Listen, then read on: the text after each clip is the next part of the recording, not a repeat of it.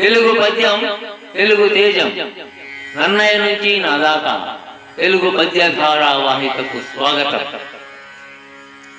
జలజము సావికోకములు షట్పదముల్ పరతించి తతయుం నలిబిను దాస్య మండలము నాసికయుం శిశిబింబ చంపకంబులు సవిడాయనొల్లగతి మోహమునం పెడవుబాయనోపకా కులమతి ఉన్న భంగి కుచకుంతల వక్రములో గౌరికి.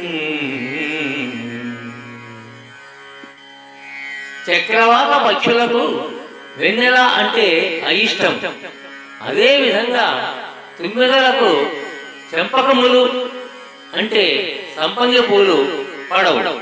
ఇవి కవి సమయాలు. కానీ ఈ రెండింటికి తామర పువ్వులు ప్రియమైనవి.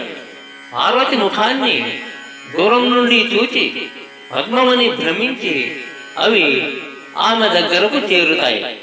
తీరా దగ్గరకు వచ్చిన తరువాత ఆమె ముఖకాంతి వెన్నెలను జ్ఞప్తికి తీస్తుంది చక్రవాకాలకు.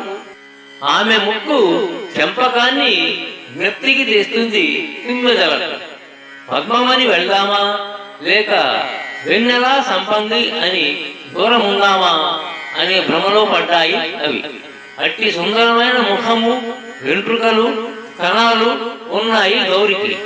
పార్వతి ముఖం వెన్నెలలా, కేశాలు నల్లని తుమ్మెదలలా, కుచాలు చక్రవాకములలా ఉన్నాయని దీని ఐతిహ్యం.